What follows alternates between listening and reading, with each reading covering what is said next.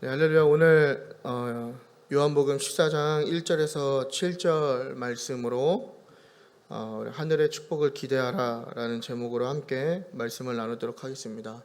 우리 방금 전에 교제 시간 나눴지만 우리 한 번 더 좌우 앞뒤에 계신 분들에게 축복합니다라고 우리 함께 축복했으면 좋겠습니다. 축복합니다. 여러분 축복받는 삶이 되시길 바랍니다. 말씀을 나누기 전에 한 가지 질문을 좀 하고 싶은데요. 여러분들이 생각하시는 축복이 무엇인지 우리 좀 스스로에게 질문을 해봤으면 좋겠습니다. 내가 생각하는 축복이란, 내가 어떤 삶을 살 때 이러한 삶을 사는 게 축복받은 삶이다라고 각자 이렇게 정의하는 그 기준들이 있을 거라 생각을 합니다. 대표적으로는 건강도 하나의 축복이 될 수 있겠고, 또 물질도 또 어떤 우리의 사회적인 권위나 지위도 또 그런 축복이 될 수 있고, 또 자녀가 잘 되는 것도 우리가 축복이라고 이야기할 수 있을 것입니다. 맞는 얘기입니다. 예수 믿는 분들이 좀 이러한 부분에 대해서 꼭 많은 축복을 받으셨으면 좋겠습니다. 여러분들이 소원하시는 것들, 또 원하고 바라는 것들이 정말 충만하게 채워지는 그 축복이 있길 바랍니다. 그래서 좀 물질도 많이 소유하셨으면 좋겠고요. 그리고 웬만하면 이렇게 물질 많이 가지라 그러면 되게 좋아하시는데 되게 거룩하시네요. 그래서 그럼 가난하게 사십시오. 할렐루야.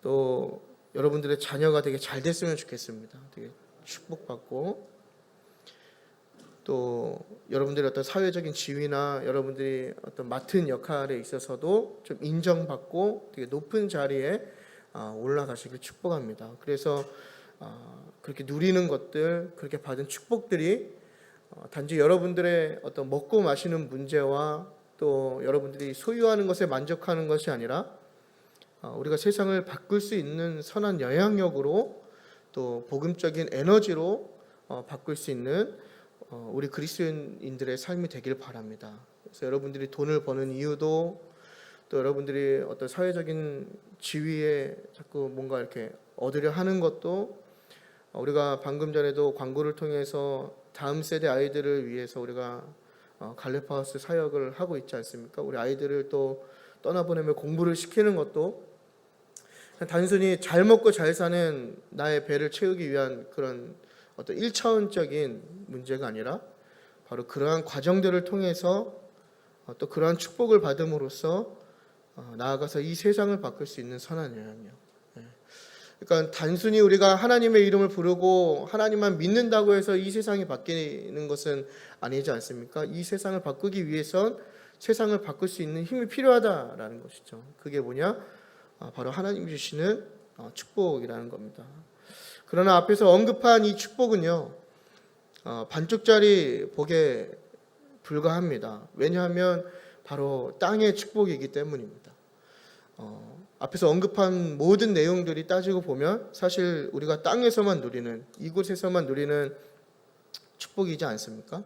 되게 제한된 복이라는 거죠. 여러분들이 정말 영원한 그 하나님 나라에 갔을 때 사실은 아무런 도움이 되지 않는 축복에 불과합니다. 그러지 않습니까? 내가 여기서 빌딩을 몇 채를 갖고 있든, 내 자녀가 어느 대학을 나와서 어떤 직업을 갖고 있든, 내가 여기서 100년을 살든 200년을 살든, 사실 하나님의 나라에서 그 기준으로 바라볼 때 되게 무의미한 것들이죠. 되게 이 땅에서만 제한된 복이라는 것을 우리가 알 수 있습니다. 그러니까 어떻게 생각해 보면 이 땅에서 받는 축복이 되게 하나님께 감사하고 좋은 것이지만, 조금 더 우리가 어떤 종말론적인 개념에서 좀 우주적으로 이렇게 바라볼 때 되게 잠시적인, 일시적인 축복에 불과하다라는 것이죠. 그렇다면 나머지 그 반쪽의 복은 무엇이냐? 바로 하늘의 복을 받는 것입니다. 하나님의 사람은 하늘의 복을 받아야 됩니다. 여러분 동의하십니까? 하늘의 축복을 받는 삶이 되는 것이 진짜 복을 경험하는 것입니다. 물론 이 땅의 복도 다 하나님이 주시는 거죠. 우리가 얘기한 이 땅에서 누리는 많은 복들도 하나님이 허락하시고 하나님으로부터 온 것을 우리가 인정하지만 그것보다 더 중요한 것은 뭐냐면 하늘의 축복은 우리가 이 땅에서 누리고 생각하는 것보다 훨씬 더 완전하고 훨씬 영원하고 훨씬 높은 차원의 축복이라는 거예요. 그래서 우리가 2023년을 시작하는 이 시점에 오늘 말씀을 통해서 하늘의 복이 무엇인지 알고 우리가 그 하늘의 복을 더 사모하고 기대하는 우리의 삶이 되기를 바랍니다. 그렇다면 하늘의 축복이란 게 무엇일까? 우리가 이 질문을 던져볼 수 있는데요. 하늘의 축복이란 뭘까요? 이 창조 후에 아담으로 인하여서 온 인류의 죄가 들어오게 되지 않습니까? 고린도전서 15장 21절을 보면 사망이 한 사람으로 말미암았으니 또 그 22절에 보면 아담 안에서 모든 사람이 죽은 것 같이 되었다라고 이야기합니다. 그러니까 아담으로 시작된 그 죄가 결국엔 온 인류 가운데 스며들어 왔고 그 죄의 결과로 하나님과의 관계가 단절되었다라는 것을 성경이 우리에게 이야기해 줍니다. 원래는 하나님이 우리를 창조하셨을 때 하나님과 친밀한 교제에 있어야 하고 우리가 하나님의 어떤 정말 심히 보기 좋은 창조물로서 하나님과의 관계와 하나님 품 안에 있어야 하는 그런 존재가 이 아담의 죄로 인하여서 하나님과의 원수가 되는 그런 죄의 결과를 맞이하게 되었다는 것입니다. 그래서 로마서 6장 23절을 보면 죄의 삭은 사망이다라고 우리에게 얘기하죠. 그래서 죄로 인한 단절의 결과로 우리는 죽게 됩니다. 그게 바로 원죄라고 하는 것이죠. 그 결과로 영원한 죽음에 놓이게 되었습니다. 그래서 모든 인간이 어떤 윤리적으로나 도덕적으로 선한 일을 많이 할지라도 바로 이 원죄에서 스스로 자유할 수 없음을 성경은 우리에게 말해줍니다. 하나님이 창세기를 읽어보시면 아시겠지만 모든 만물을 창조하신 후에 좋았다라고 이렇게 말씀하시지만 그 인간을 창조하신 후에 뭐라고 말씀하시면 심히 좋았다라고 말씀하시거든요. 그러니까 이마고 데이라고 하는 하나님의 형상을 닮은 하나님의 속성을 공유받은 우리의 모습을 보면서 그 존재가 정말 아름답구나, 그 존재가 정말 사랑스럽구나 이렇게 말씀하셨는데 이 죄로 인하여서 그 모든 것이 파괴되고 결국에는 죽을 수밖에 없는 그게 바로 인간의 존재라는 것을 우리는 깨달아야 합니다. 인간은 그래서 스스로 그것을 구원할 수 없습니다. 그래서 하나님이 우리가 다 아는 이야기지만 예수 그리스도를 우리를 구원하기 위해서 보내주셨습니다. 그래서 고린도전서 15장 21절을 보면 죽은 자의 부활도 한 사람으로 말미암는다라고 얘기해요. 그러니까 한 사람으로 인해서 온 인류가 죽게 되었지만 반대로 또 한 사람으로 인해서 온 인류가 살게 되었다라는 것이죠. 또 22절을 보면 그리스도 안에서 모든 사람이 삶을 얻는다.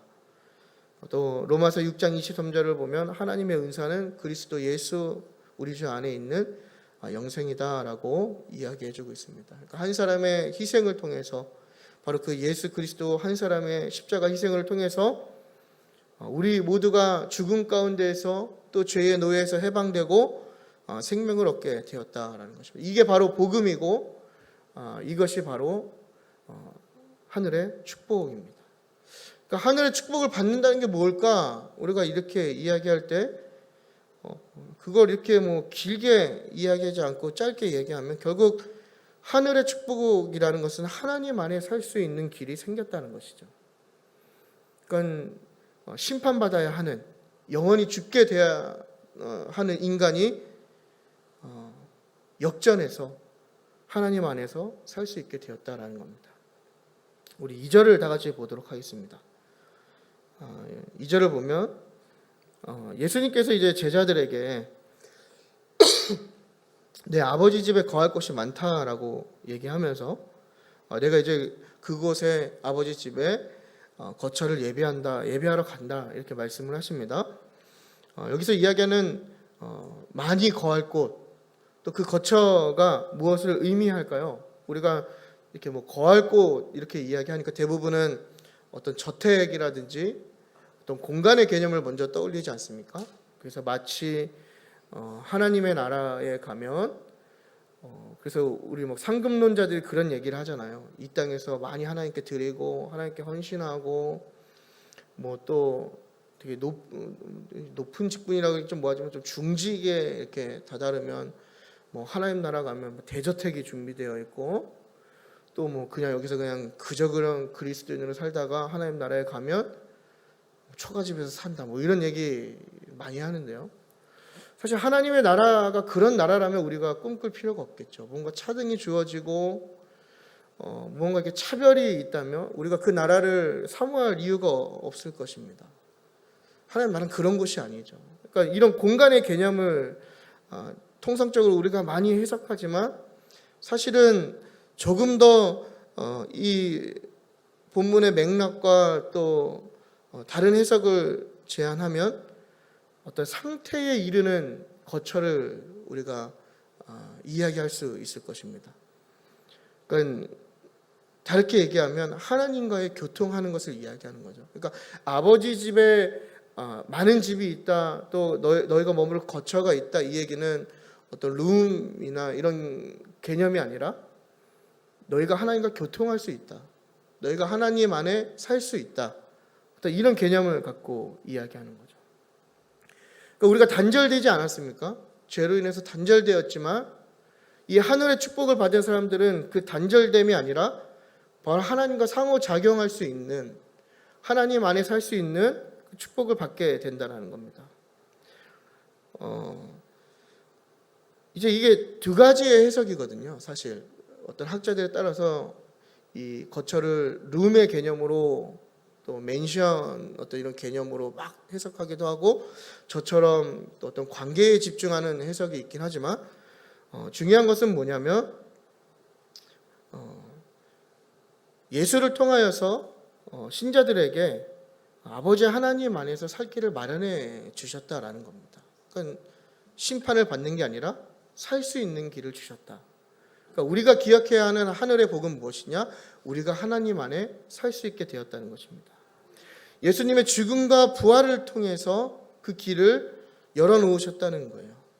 그러니까 죽음을 앞두고 심판을 앞둔 그런 존재에게 이런 축복이 없겠죠.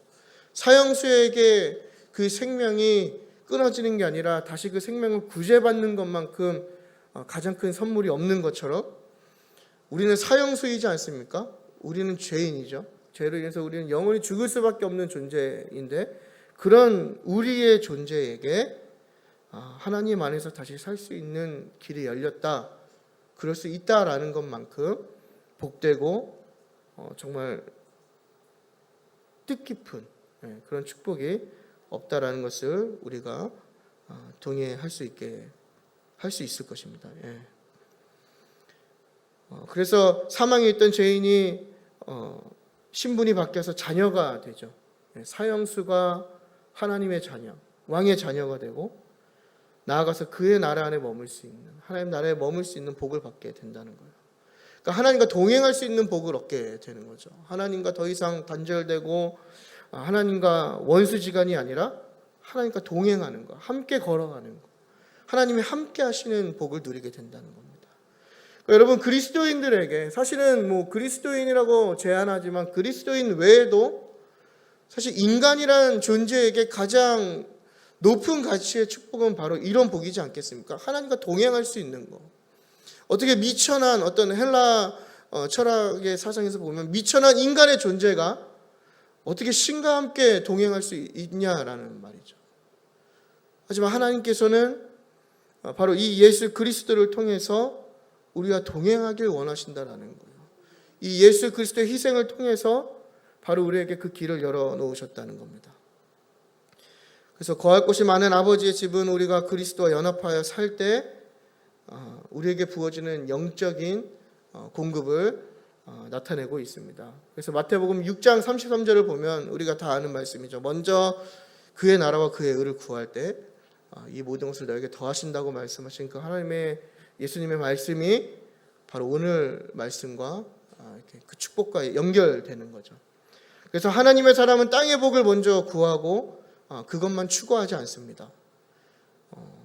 여전히 우리가 하나님을 믿는다고 이야기하지만 이러한 복을 추구하고 이러한 복을 받기 위해서 산다는 것만큼, 특히 그게 그리스도인이라면 그것만큼 불쌍하고 안타까운 존재는 없을 것입니다. 이 하늘의 복은 땅의 복을 원하는 사람은 경험할 수 없는 바로 놀라운 비밀 가운데 있기 때문입니다. 그래서 우리는 땅의 축복만을 원하지 않고 하늘의 복을 기대하고 바라야 하는 것입니다. 하나님과 더욱 가까워지는 삶을 기대하고 그것들을 우리가 구해야 하는 것이죠. 여러분, 하나님께서는 분명하게 우선순위를 정해 놓으셨죠. 땅의 복을 구하여서 하늘의 복을 경험할 수 있는 게 아니라 오히려 하늘의 복을 기대하고 하늘의 복을 받았더니 그 복이 흘러 땅의 복도 누리게 되었다라는 거죠. 그러니까 여러분, 축복 받고 싶으시죠? 예, 많이 힘드네요, 설교. 저도 힘듭니다. 예, 제가 어쨌건 우리 검도 행복한 교회 그래도 이제 사역한 지가 그래도 좀 긴 시간이 지나지 않습니까? 그래서 제 설교를 아시는 분들 아시겠지만 저는 약간 좀 선지자 마인드가 있어서 원래 새해에 좀 우리 정신 똑바로 차리자 그런 메시지를 전해야 이게 제 옷인데 사실 저도 불편해요. 제가 가만히 이렇게 말씀을 준비하면서 내가 축복의 말씀을 전한 적이 있는가 이렇게 한번 고민해 봤거든요. 처음인 것 같아요. 저도 많이 낯설고, 그래서 제가 이제 기대한 그림은 그래도 축복해 드리고 복 많이 받으시라고 하면 그래도 좋아하실 줄 알았거든요. 역시 우리는 다 영이 깨끗하기 때문에 이런 선지자의 말씀을 듣고, 사실 원래 예레미야 말씀을 준비했거든요. 우리가 예레미야 말씀을 들으면서 우리의 신앙을 다시 점검하고 이렇게 살면 안 되겠다 이렇게 얘기하려고 했는데 아무튼 너무 힘듭니다, 여러분. 아무튼 하늘의 복을 기대하고 누리는 사람에게 하나님께서 땅의 복도 주신다는 것을 우리가 이 성경을 통해서, 제 얘기가 아닙니다, 성경을 통해서 보여주고 계시는 거죠. 그래서 아까 서두에 말씀드린 대로 땅의 축복이라는 것은 어떤 반쪽짜리 축복과 같은 것입니다. 그래서 이 땅의 축복만을 추구하는 사람은 온전한 축복을 누리지 못하는 것이고, 나아가서 우리가 이 하늘의 복까지 경험할 때 우리의 삶에 허락하시는 하나님의 완전한 축복을 경험하게 된다는 것을 우리가 기억하고, 나아가서 그 하늘의 복을 더욱더 추구하는 우리의 2023년이 되기를 축복합니다. 그렇다면 하늘의 복이라는 것은 하나님 안에 우리가 살 길이 생겼다, 이게 바로 하나님의 복, 하늘의 복이라고 우리가 정의했는데, 그것이 우리가 무슨 상관이 있는지를 알아보고 오늘 말씀을 마치기 원합니다. 그러니까 하늘의 복이란 게 있는데 그게 도대체 나랑 무슨 상관일까? 왜 나와 상관이 있을까? 나아가서 죄인인 우리가 그 복이 어울린단 말인가? 이렇게 질문할 수 있을 때 첫 번째는 뭐냐면요, 예수님이 그 길을 예비하셨다는 겁니다. 예수님께서 우리를 위해서 그 길을 예비하셨기 때문에 우리가 하늘의 복을 받을 수 있게 되었다는 거예요. 예수님 때문에 받는 겁니다. 여러분, 이걸 꼭 기억하셔야 돼요. 예수님 때문에 하늘의 복을 기대할 수 있는 것이고, 예수님 때문에 하늘의 복을 경험할 수 있는 것입니다. 우리가 무언가를 노력하거나 우리가 무언가를 드림으로써 나의 행위와 나의 어떤 노력으로 그 복을 받는 것이 아니라, 이 하늘의 복이라는 것은 바로 오직 예수 그리스도를 통해서만 우리에게 값없이 주어지는 은혜와 같은 복이라는 거예요. 그러니까 내가 신앙생활을 열심히 하면서 수많은 공로를 쌓는다고 해서, 그러니까 오늘날 한국 교회와 또 교회사의 여러 역사를 돌아볼 때 중세교회가 무너진 가장 큰 문제가 뭐냐면 이 공로주의잖아요. 하나님의 은혜를 사모하고 하나님께 어떤 죄인된 마음으로 그 은혜를 바라는 것이 아니라 내가 얼마를 드리고 내가 무언가를 하고 또 나의 죄를 어떤 돈으로 해결하는 그러한 공로 사상과 어떤 금전적인 문제로 신앙을 해결하는 것들, 그러한 것들이 바로 교회를 병들게 하고 무너뜨리지 않았을까? 마치 그 사도행전에 나오는 것처럼 성령을 돈으로 살려고 하는 사람처럼 그 은혜를 우리도 돈으로 살려고 하는 거예요. 나의 어떤 공로와 나의 헌신으로 그것들을 산다고 얘기하는 겁니다. 그래서 많은 사람들이 교회에서 열심을 하는 이유가 진짜 말 그대로 하나님의 나라를 세우는 것에 기뻐하는 것이 아니라 나의 그러한 헌신과 나의 드림, 물론 귀한 것이지만 우리 깊은 내면의 어떤 진실된 마음을 돌아보면 어느 한 구석에는 그게 바로 우리의 공로주의로 돌아설 수 있는 그런 충분한 가능성이 있다라는 것이죠. 마치 내가 그렇게 하면 하늘의 복이 주어진다고 얘기하는 거예요. 내가 그렇게 하면 우리의 자녀가 잘 된다고, 잘 될 것 같다고 뭔가 믿고 행하는 거예요. 내가 그렇게 하면 내가 계획하는 일들이 잘 풀릴 것 같고, 내가 무언가 하나님께 그렇게 열심히 하면 정말 많은 복을 받을 거라고 생각하면서 하지만, 오늘 이 예수님이 말씀하시는 건 뭐냐면 그 하늘의 복이라는 거, 나아가서 이 땅의 복이라는 것은 하나님이 주시는 것은 나의 행위가 아니라 바로 예수 그리스도를 통해서 값없이 주어진다라는 겁니다. 이 얘기는 뭐냐면 우리가 얼마나 하나님 앞에 겸손해야 하는지, 우리가 나아가서 우리의 믿음의 신앙의 순수성을 지키기 위해서 얼마나 노력해야 하는지를 깨닫게 합니다. 14장 2절 우리 다 같이 함께 읽도록 하겠습니다. 시작.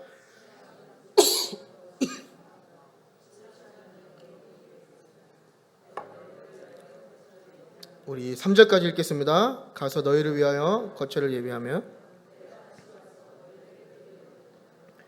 나 있는 곳에도 너희도 있게 하리라. 아멘. 이게 오늘 14장의 이 앞에 단락이죠. 단락이라고 하는 1절부터의 내용은 사실 13장 그 마지막이죠. 31절부터 이어지는 스토리입니다. 한 단락이 거기까지거든요. 사실 보면 예수님의 제자들에게 이제 예수님께서 대화하는 장면인데, 사람들이 올 수 없는 곳에 가신다고 말씀하시죠. 이에 베드로가 먼저 질문하는 건데 그곳이 어디냐라고 지금 질문을 하고 있는 거예요. 근데 예수님께서 뭐라고 말씀하시냐면 지금은 너희가 따라올 수 없지만 나중에는 오게 될 거다. 그러면서 그 가시는 곳과 가시는 이유에 대해서 말씀하시는데 그 이유가 뭐냐면 너희의 거처를 예배하기 위함이라고 말씀하시는 거예요. 이게 얼마나 우리에게 큰 은혜입니까? 예수님이 거처를 마련하시는 게 예수님의 집을 마련함이 아니라, 예수님이 거할 곳을 마련하는 것이 아니라 바로 우리를 위하여서 그 거처를 예배한다라는 겁니다. 다르게 말하면 죄인인 너희가 하나님 안에 살 길을 내가 지금 예배하러 간다라고 제자들에게, 그리고 오늘날 저와 여러분에게 예수님이 말씀하고 계신 겁니다. 2절을 보면요, 내가 가노니 이렇게 되어 있지 않습니까? 이 표현은 내가 스스로 간다는 뜻입니다. 주님이 스스로 그 거처를 예배하기 위해서 가신다는 거예요. 여러분, 거처를 예배한다는 게 무슨 의미입니까? 바로 십자가에 죽으러 가시는 것이죠. 뭔가 좋은 것을 쌓으러 예수님이 가시는 게 아니라 십자가에 달리러 가시는 겁니다. 바로 이 땅에 오신 이유이죠. 십자가에 죽기 위해서 가신다. 주님은 그 때가 다가오면 알고 계십니다. 그래서 요한복음의 전체적인 스토리를 보면 점점 예수님의 사역의 절정에 지금 이르고 있는 상황인데, 제자들은 몰랐지만 예수님은 아직 일어나지 않는 일임에도 불구하고 너무나 확실하기 때문에 이런 표현을 사용해서 지금 말씀하고 계신 것이죠. 나는 확실히 십자가를 지러 갈 거야. 지금 이런 말씀을 하시는 거예요. 누구를 위해서? 너희를 위해서. 너희를 위하여라는 말이 굉장히 중요한데 바로 그 이유인 거죠. 예수님을 통해서 마련된 거처가 바로 우리의 것이라는 겁니다. 예수님이 마련하셨는데 그게 우리를 위한 것이라는 거예요. 놀라운 은혜이지 않습니까? 예수님이 십자가 희생을 통해서 그 거처를 마련하셨는데 그게 죄인인 우리를 위함이라는 거예요. 우리를 위해서 예수님께서 죽으셨다는 것을 보여주시는 거죠. 자신의 죽음이 제자들뿐만 아니라 창세전에 택하신 모든 사람을 구원하기 위해서 반드시 지불해야 하는 대가라는 것을 이 요한복음 말씀을 통해서 우리가 알 수 있게 되는 겁니다. 예수님은 죽음에서 끝나지 않으셨죠. 다시 부활하셨고 승천하셔서 아버지 나라에 먼저 가셨고 3절을 보면 다시 오실 것을 말씀하십니다. 그러니까 거처를 마련한다라는 모든 과정이 결국에는 예수님의 죽음과 그리고 그 십자가의 영광, 그렇죠? 그리고 그 재림까지의 모든 과정을 이야기한다라고 우리가 이해할 수 있는데, 영원히 거할 처소를 예비하는 것은 누구도 하지 못한다는 것을 우리가 기억해야 합니다. 오직 십자가 대속의 구속의 사역을 담당하신 예수 그리스도만을 통해서 가능하다라는 거예요. 그렇기 때문에 예수님만이 그것을 예비할 수 있고, 그렇기 때문에 예수님을 통해서만 우리가 하늘의 복을 받을 수 있다라는 거예요. 여러분이 하는 많은 행위들이, 신앙의 행위들이, 믿음의 고백들이 십자가의 대속을 감당하지 못하지 않습니까? 우린 자격도 없을 뿐더러 우린 그것들을 감당할 수 없죠. 오직 예수님만이 가능한 일이라는 겁니다. 예수님이 피값으로 그걸 사신 거죠. 죽으심으로, 희생하심으로 예비하신 거예요. 그래서 우리가 할 것은 뭐냐면 그 예수님을 믿고 영접하면 우리도 그 예비된 거처에 또 그 하나님 안에 살 길을 받게 된다라는 거. 그래서 예수님을 믿는 우리가 바로 그 하늘의 축복을 기대할 수 있는 어떤 조건이 된다라는 것을 우리가 깨닫게 됩니다. 여러분, 그 놀라운 축복이 이미 저와 여러분에게 허락됨을 우리가 믿습니다. 여러분들이 예수님을 믿음과 동시에 우리에게 예비되어 있고 우리가 그것을 잊지 않았으면 좋겠습니다. 그래서 우리가 믿음으로써 그 놀라운 축복을 경험할 수 있는 복된 삶이 되기를 바랍니다. 두 번째로 하늘의 축복이 어떻게 우리에게 임하는가? 바로 예수님께서 유일한 그 길이기 때문에 예수님을 통해서 하나님 안에 살 길인 하늘의 축복이 우리에게 임한다는 것입니다. 14장 6절을 보면요, 너무나 유명한 말씀이죠. 예수께서 이르시되 내가 곧 길이요 진리요 생명이니 나로 말미암지 않고는 아버지께로 올 자가 없느니라. 아멘. 예비하신 그 축복으로 들어가는 유일한 방법은 바로 예수 그리스도로 제가 설명하지 않았습니까? 5절을 보면 도마가 예수님께 그 길, 그 예비하신 처소로 가는 방법을 묻는데요, 그 질문에 예수님이 지금 뭐라고 답하시냐면 내가 그 길이고 내가 진리고 내가 생명이라고 말씀하고 계신다는 거예요. 예수님이 그 길을 제시하시고 어떤 그 진리를 제시하시고 어떤 그 생명을 제시하신 게 아니라 예수님 스스로가 그 길이라고 말씀하고 계시다는 게 굉장히 중요하게 우리가 주목해야 할 표현입니다. 다른 사람이 예수님을 그렇게 평가한 게 아닙니다. 예수님 스스로가 자기 선언을 하고 있는 점에서 이 14장 6절의 말씀이 굉장한 의미를 갖고 있다는 것이죠. 하나님의 이르는 길에 대한 도마의 질문에 예수님 스스로가 길이다, 내가 길이다 라고 얘기하는 거예요. 어디로 가, 어떻게 해야 돼 제시하는 게 아니라 바로 예수님 그 자체가 길이라고 지금 선언하고 있는 겁니다. 그러니까 이 14장 6절 이 본절에서 우리가 보면 길과 진리와 생명이 이렇게 연달아 나오기 때문에 균형 잡힌 모습으로 제시되고 있지만, 사실 이 예수님의 그 포인트는 뭐냐면 바로 이 길에 초점이 있는 거죠. 그래서 우리가 좀 이렇게 헬러를 좀 볼 필요가 있는데요, 이 길, 진리, 생명 이 세 단어 앞에 정관사가 붙어 있습니다. 자세한 설명을 하시면 어차피 말하는 저도 모르고 듣는 여러분도 모르기 때문에 정관사가 붙어 있다. 이 말은 세상의 여러 길이나 여러 진리나 여러 생명 가운데 하나가 아니라 주님만이 유일무이한 길이고 진리이고 생명이라는 것을 지금 이 요한복음이 우리에게 얘기하고 있는 거예요. 그러니까 하늘의 복을 받는 하늘의 축복이 우리에게 임하는 그 길이 여러 길이 있는 게 아니라 바로 이 정관사를 통해서 예수님만이 그 길이다, 오직 예수님만이 길이다라는 것을 우리에게 이야기하고 있죠. 나아가서 자신에 대한 선언을 하실 때 이게 헬라어로 또 에이미라고 이렇게 기록되어 있거든요. 이게 뭐냐면 모모이오 이렇게 이런 뜻입니다. 그래서 기리오 할 때 이오가 에이미입니다. 에이미. 이 동사는 불변하는 진리를 나타낼 때 사용하는데요.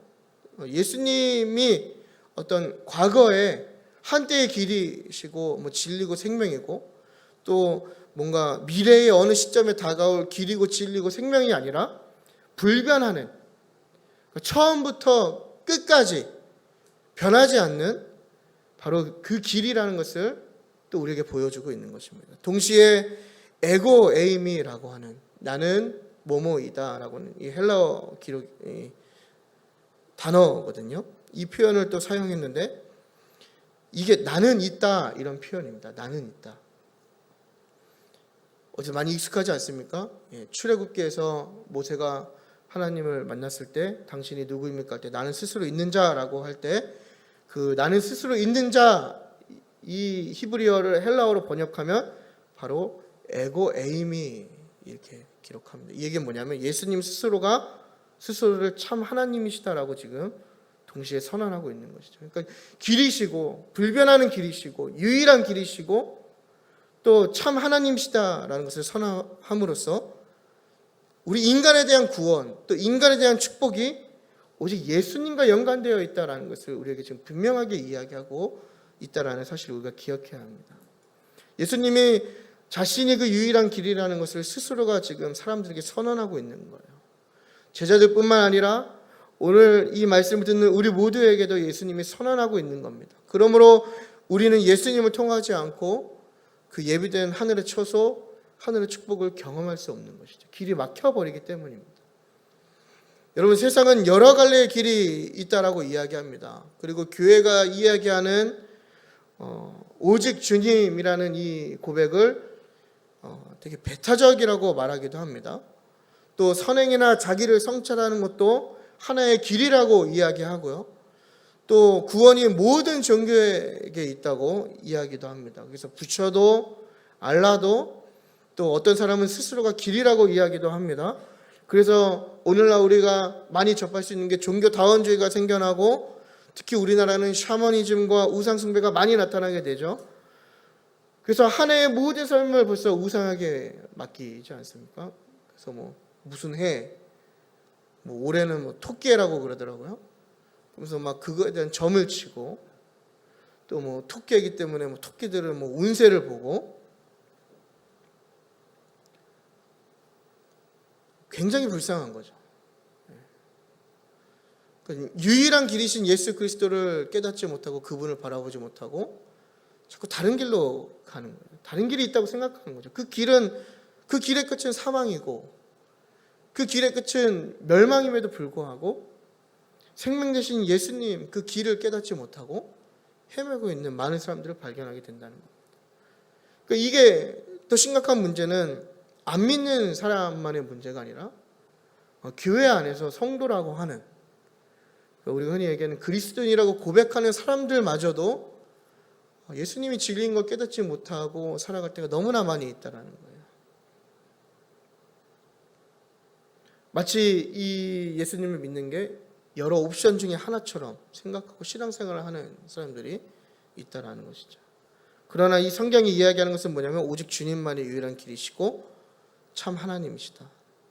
그 다른 무엇도 하나님 안에 사는 그 길인 그 처소로 우리를 인도할 수 없다. 이렇게 지금 이야기하고 있는 겁니다. 우리 14장 6절을 다시 한번 보도록 하겠습니다. 6절 하반절을 보면 나로 말미암지 않고는 아버지께로 올 자가 없다. 그러니까 예수님이 아니면 불가능하다. 오직 예수님을 통해서만 하나님에게로 나갈 수 있다. 그러니까 여러분 이게 결국엔 뭐냐면 오직 예수님을 통해서만 하나님을 알 수 있는 거예요. 그러니까 우리가 신앙생활 할 때 그런 고민을 하시는지 모르겠어요. 하나님이란 존재를 우리가 더 믿고 우리의 신앙이 더 깊어지기 위해서 우리가 어떻게 해야 할까? 이런 건강한 고민 가운데 내릴 수 있는 정답은 무엇이냐면 바로 예수님을 더 간절히 구하는 거죠. 왜냐하면 예수님만이 그 유일한 길이기 때문입니다. 여러분 말씀을 맺겠습니다. 서두에 던진 질문을 한번 다시 꺼내보고 싶어요. 여러분 그리스도인들에게 축복이 무엇입니까? 예. 여전히 우리가 이 요한복음 14장 말씀을 통해서 말씀을 나눴음에도 불구하고 여전히 축복을 떠올릴 때 땅의 축복을 먼저 떠올리고 또 그것을 추구하고 계십니까? 우리의 마음에 과연 이 하늘의 복을 얼마나 기대하고 사모하는지 좀 돌아보는 우리의 한 해가 되었으면 좋겠습니다. 과연 우리가 예수님을 믿는다 얘기하고 우리가 그리스도인이라 얘기하지만 정작 우리의 삶에 주어지는 태도와 선택과 우리의 삶에 가장 중요하게 여기는 가치들을 볼 때 사실 우리는 하늘의 복과는 아무런 관련이 없는 사람처럼 행동할 때가 얼마나 많이 있냐라는 거예요. 하나님을 향한 믿음을 고백하고 하나님의 자녀라 얘기하고 그리스도인이라고 나의 정체성을 얘기하지만 정작 나의 걸음과 나의 행동과 나의 모든 삶의 태도를 볼 때 하나님과는 전혀 관련이 없는 거예요. 여러분 하나님 살아계십니까? 우리 다 아멘이라고 얘기하지만 진짜 하나님 살아계심을 믿으세요? 근데 우리의 삶을 보면요, 우리의 고백과 너무나 다른 삶의 태도와 선택들을 마주하게 된다는 거예요. 여전히 아니라고 얘기하고 여전히 땅의 축복은 반쪽짜리라 얘기하고 하늘의 복이 우리에게 진정한 복이라 얘기하지만 고백하고 또 다양한 어떤 우리의 신앙의 표현으로 하나님을 향해서 얘기하지만 정작 우리의 삶과 어떤 우리의 걸음걸음을 살펴보면 전혀 하나님과 무관한 그 복이 없어도 살 수 있는 것처럼 살 때가 많이 있다라는 것이죠. 이 얼마나 불쌍한 인생인지 모르겠어요, 여러분. 특히나 우리 일부의 대부분은 또 우리 검단 행복한 교회에 많은 헌신을 하고 계시는 헌신자분들이 계시죠. 우리가 이렇게 열심을 갖고 하나님 믿는데 정작 내 안에 하나님이 계시지 않는다면 그것만큼 불쌍한 게 어디 있냐라는 거예요. 내 스스로가 나를 속이고 있는 건 아닙니까? 내가 그리스도인이라고 고백하고 내가 뭐 집사라 얘기하고 또 내가 어떤 직분이라 얘기하고 뭐 제가 전도사라고 얘기하지만 정작 제 안에 하나님이 없을 때가 얼마나 많이 있냐라는 거예요. 나의 모든 말과 행동과 선택들이 전혀 하나님을 인지하지 않는, 이 땅에서만 많이 누리면 돼, 이 땅에서만 풍족하면 돼, 이 땅에서 잘 먹고 잘 살면 되는 거 아닌가? 하늘의 복이 뭘까? 사실 제가 축복의 설교를 하는 게, 물론 제가 설교를 못하는 것도 있지만 제가 꺼려하는 게 뭐냐면 우린 너무나 이 복 받는 걸 좋아하는 것 같아요.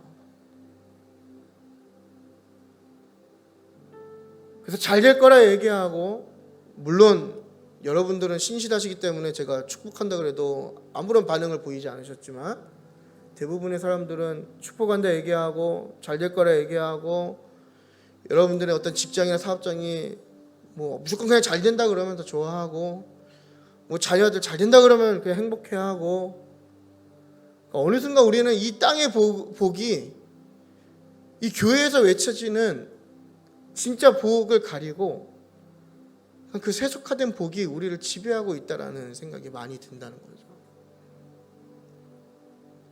여러분 예수님을 믿어도 실패할 수 있는 거잖아요. 예수님을 믿어도 잘 안 될 수 있는 거잖아요. 내가 예수님을 믿어도 내 사업장이 어려울 수 있고, 내가 예수님을 믿어도 내 삶이 어떤 보여지는 경제적이나 여러 가지 관계 속에서 어려움에 처할 수 있는 거 아닙니까? 그러니까 우리는 이 세상의 복에 너무나 집중한 나머지 하늘의 복을 기대하지 않으니까 그런 상황이 올 때 하나님을 원망하고 하나님을 떠나려 하고 그런 것들만 하나님께 구하는 우리의 신앙생활이 되어가고 있다는 것이죠. 그러니까 이게 얼마나 우리를 병들게 하고 위험하게 하냐라는 거예요. 그래서 여러분 우리는 2023년도 이제 시작하는 이 시점에 먼저 하늘의 복을 사모하는 우리의 삶이 되었으면 좋겠습니다. 하늘의 삶을 기대하는 우리의 삶이 되었으면 좋겠어요. 그 하늘의 복이 무엇이죠? 하나님과 동행하는 것. 그 복을 받는 비결은 결국에는 내가 하나님과 더욱 동행하기 위해서 나의 모든 신앙생활의 방향과 가치와 목적을 거기로 향하는 거예요. 어떻게 하면 내가 하나님과 더 동행할 수 있을까? 내가 어떻게 하면 하나님과 더 가까워질 수 있을까? 내가 어떻게 하면 하나님과 더 깊은 교제를 가질 수 있을까? 그거에 수반되는 첫 번째 조건이 뭐죠? 바로 거룩함이죠. 이 카도시라고 하는 거룩입니다. 거룩. 다 단절되게 하나님이 주신 그 나의 삶을 더 거룩하게 할 수 있는, 오염시키는 것들을 절단하고 잘라내고 하늘의 복을 사모하는 것이죠. 여러분, 죄로 인해서 사형수인 우리가 하나님 안에 살 수 있는 길이 생겼다는 것만큼 우리에게 복음은 없을 것입니다. 그것만큼 기쁜 소식은 없는 거예요. 그것만큼 축복은 없는 것이죠. 단절된 하나님과의 관계, 이 원수의 관계가 다시 회복되어서 하나님 안에 살 수 있다는 것, 그것만큼 그리스도인에게 큰 축복은 없을 것입니다. 그리고 그렇게 될 수 있는 것은 예수 그리스도의 십자가 구속 사역으로 인한 예수님의 예비하심과 또 유일한 길이 되신 예수 그리스도만을 통해서 가능하게 된다는 이 사실을 우리가 꼭 붙들고 올 한 해 승리하시는 저와 여러분이 되셨으면 좋겠습니다. 여러분, 2023년도 어떤 복을 구하시겠습니까? 축복 받으십시오. 예, 잘 되셔야 됩니다. 잘 되셔서 우리가 이전까지 무의미하고 뭔가 일시적인 반쪽짜리의 복을 추구했다면 그보다 훨씬 가치 있고 의미 있는 진정한 복이죠. 하늘의 복. 그 하늘의 복을 기대하고 또 나아가서 그 은혜를 깊이 경험하는 올 한 해, 그리고 저와 여러분의 삶이 되기를 기도하겠습니다.